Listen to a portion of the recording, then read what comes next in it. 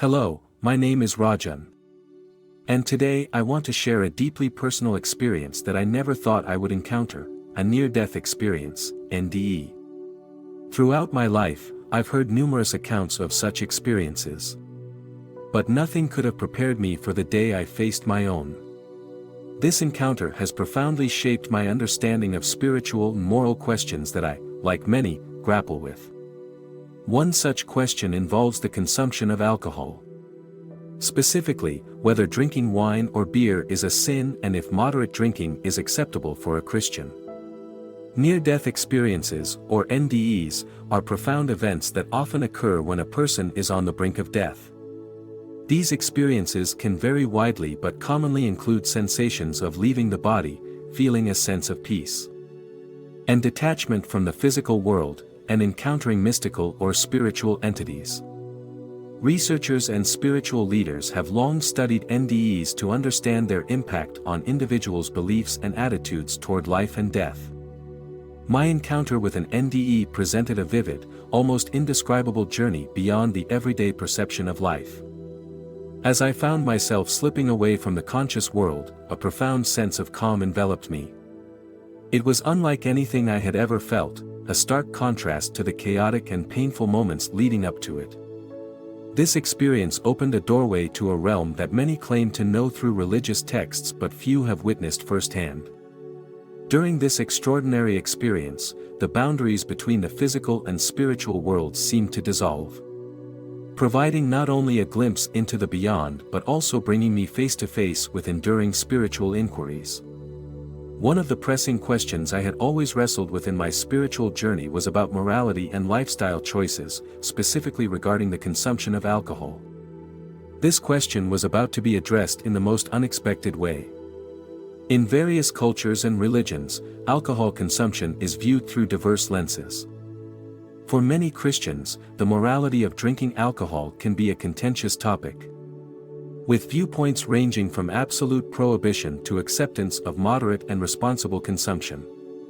My understanding, too, was about to be challenged and expanded in ways I hadn't anticipated.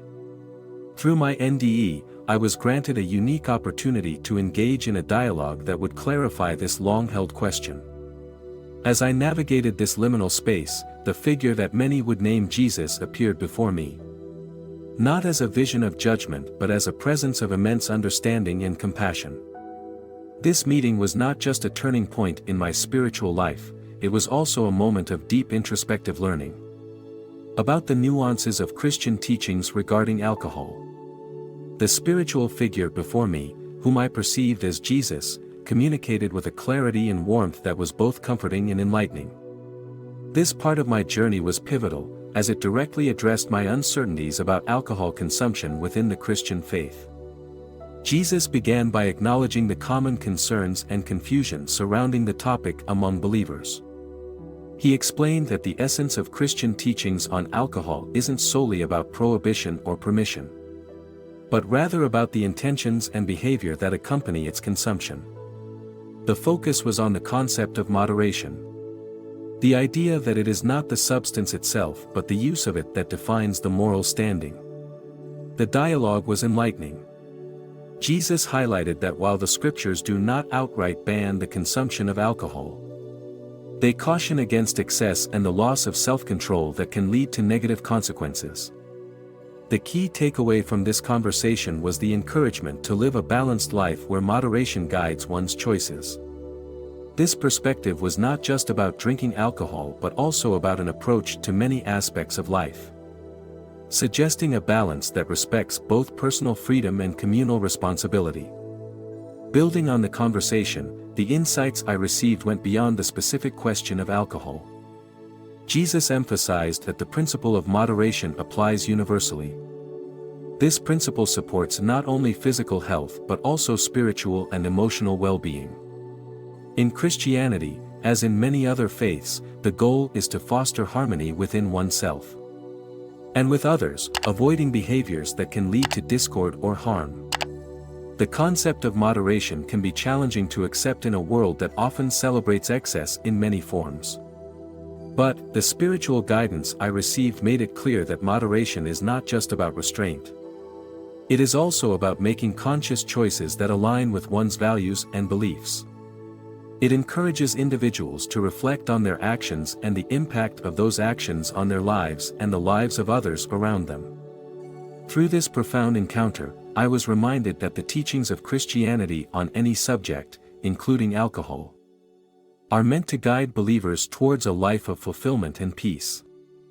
These teachings are not rigid rules but rather guidelines designed to help individuals navigate the complexities of life with wisdom and compassion. As I returned from the brink of death, the clarity and serenity of this experience stayed with me. It has since shaped my understanding of how spirituality can guide daily decisions and lifestyle choices in a positive and meaningful way.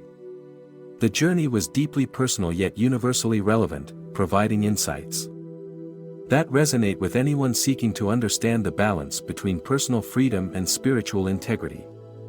Turning to the scriptures, it's important to note how alcohol is referenced in the Bible, as these passages offer insights that align with the moderation taught during my near-death experience. The Bible doesn't shy away from mentioning wine and other forms of alcohol. In fact, it is mentioned several times across both the Old and New Testaments, often with a neutral or even positive tone when used appropriately. For instance, Psalm 104 verses 14 to 15 praises God for the bounties of the earth, including wine that gladdens human hearts. Similarly, Jesus himself turned water into wine at the wedding at Cana, as recounted in John 2 verses 1 to 11, which was his first miracle and is often cited to show that enjoyment in moderation is not against Christian teachings. But, the Bible also contains warnings about the dangers of excess. Proverbs 20 verse 1 warns that, "Wine is a mocker and beer a brawler, whoever is led astray by them is not wise." These passages suggest that while alcohol itself is not inherently sinful, the excess and resultant loss of control are what believers are cautioned against. This dual perspective underscores a broader spiritual principle of balance and moderation. The teachings encourage us not to abstain entirely from the world's pleasures, but to engage with them thoughtfully and without letting them lead us away from a righteous path. This approach allows individuals to enjoy life's gifts without becoming enslaved by them, maintaining spiritual health and social harmony.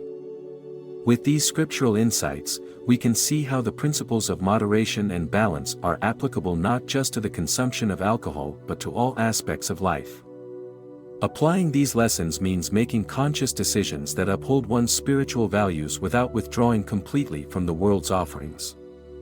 For Christians, this might mean enjoying a social drink without succumbing to behaviors that could lead to spiritual or physical detriment. This balanced approach can also extend to other areas of life, such as financial expenditures, leisure activities, and personal relationships.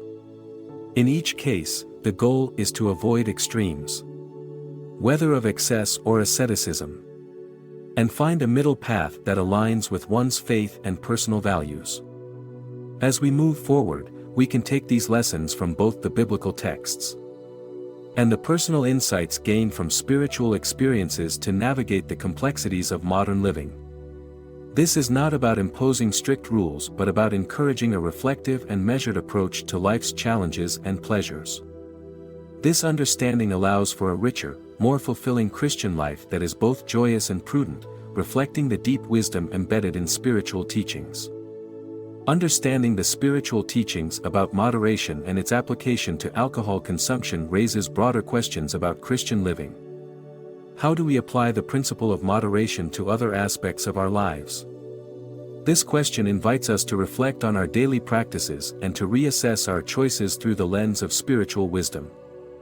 The principle of moderation teaches us to avoid extremes in all behaviors and to seek a balanced life that honors both our spiritual commitments and our human needs.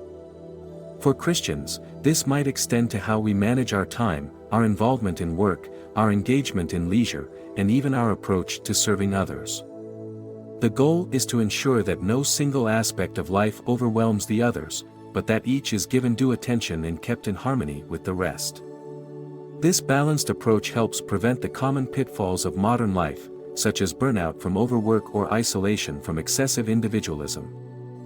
By applying the lessons of moderation learned through scriptural teachings and personal experiences like my near-death encounter, Christians can strive to lead lives that are both fulfilling and pleasing to God. I encourage you to reflect on how these insights apply to your own life. Consider the areas where you might be living in excess or, conversely, where you might be too restrictive. How can the principle of moderation help guide you to a more balanced approach in these areas? Engage with this content not just as passive viewers, but as active participants in a spiritual journey. Share your thoughts and experiences in the comments below. How have your beliefs and practices around alcohol or other aspects of life been influenced by your faith?